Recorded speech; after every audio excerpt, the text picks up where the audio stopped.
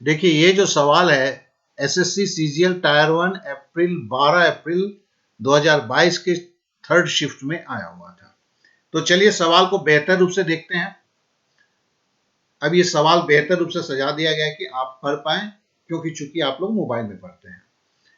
तो बोला गया the given pie chart shows the percentage of students in 5 schools and the tables show the ratio of the boys and girls in each school. Study the pie chart along with the table and answer the question follow. यहाँ पे देखो pie chart दिया हुआ है और प्रतिशत में दिया है। ए में 28%, बी में 15%, ये स्टूडेंट्स के बारे में बोल रहा है। सी में 24%, डी में 18%, ई में 15%। अब एक देखो दूसरा भी एक रेशियो का यहाँ चार्ट दिया है।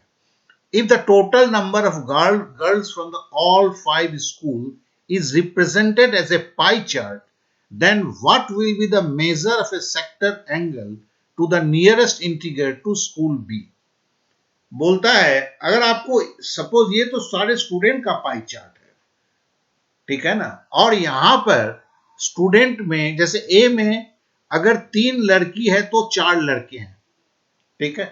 तो बोलता है खाली लड़कियों को अगर पाई चार्ट बनाना पड़े तो फिर स्कूल बी में कितने प्रतिशत बच्चे दिखेंगे आपके पाई चार्ट में। देखने में तो बड़ा लगता है कुछ नहीं है इसमें, और दया करके देखिए किताब में जो है जो विधि दिखाई जाती है या सर लोग उसी का कॉपी करते हैं, ऐसे वैसे करने की कोई जरूरत नहीं है यार।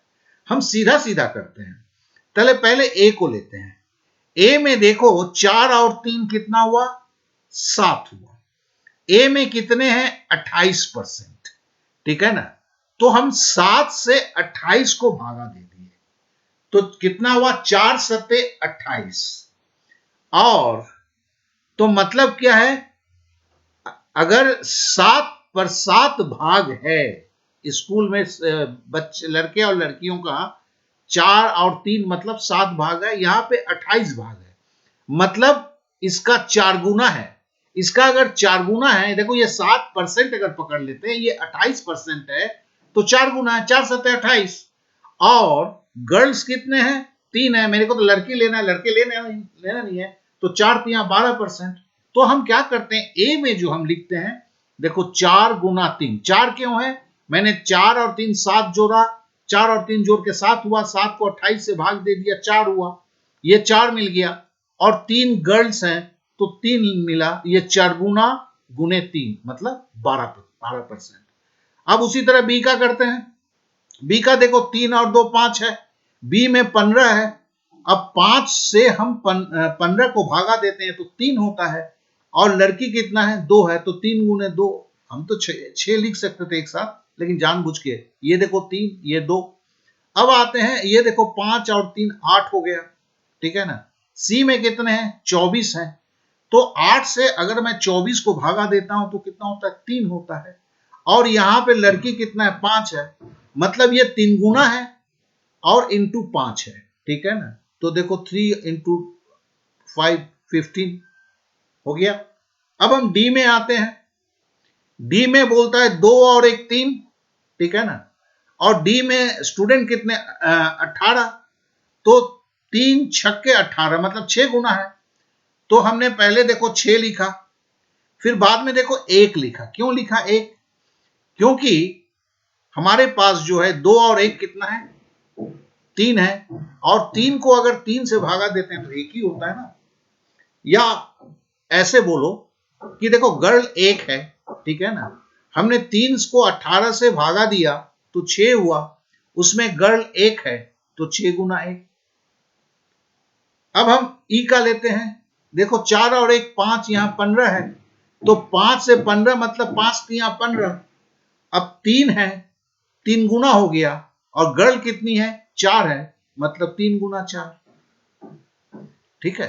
अब इसको अगर हम जोड़ते हैं तो क्या होता है, देखो 12 और 12 24 हुआ, ठीक है ना। 24 और 6 30 हुआ, 30 और 15 45 हुआ, 45 और 6 51 हुआ, तो हमने 51 लिखा, ठीक है।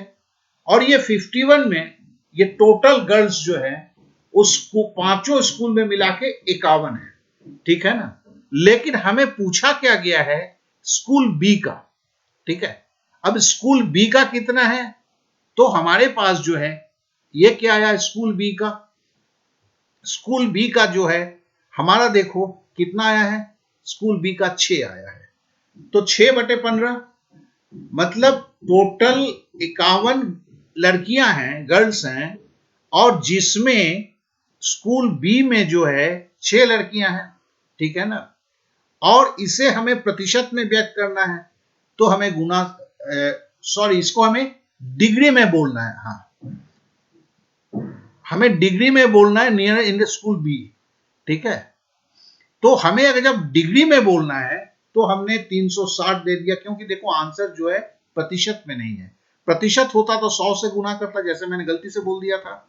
अभी डिग्री में करना है तो 100% बराबर 360 डिग्री, तो 100 के जगह पे सिंपली वहां पे 360 से गुना करना है। अब चलिए काटते हैं। 17 तिया 51, 3 दूनी 6, ठीक है ना। अब जो हुआ, अब हम करते क्या है, अब हम करते हैं, देखो 360 को 2 से गुना करेंगे तो 720 होगा। 720 बटे आपका 17 हुआ। अब इसको भाग देंगे तो क्या होगा, 17 चौके 68, ठीक है ना। 17 चौके 68 हो गया। तो आपका उसके बाद 72 है तो 4 बचा 40, तो 17 दूनी 34, हम 42 डिग्री हम जानते हैं, नियरेस्ट टू द बेयर होगा, तो फिर देखो 42 डिग्री आ गया। तो देखो यहां पर जो है, ये भी जो है मैं कागज कलम यूज नहीं करता, लेकिन आपके लिए कर रहा हूं। आप समझ सकते हैं, ये सब में जो है यहां पे थोड़ा सा कार्रवाई करना है। ये आपके आधे मिनट नहीं बनेगा, ये 1 मिनट टाइम ले लेगा। चलिए अब अगले सवाल पे चलते हैं।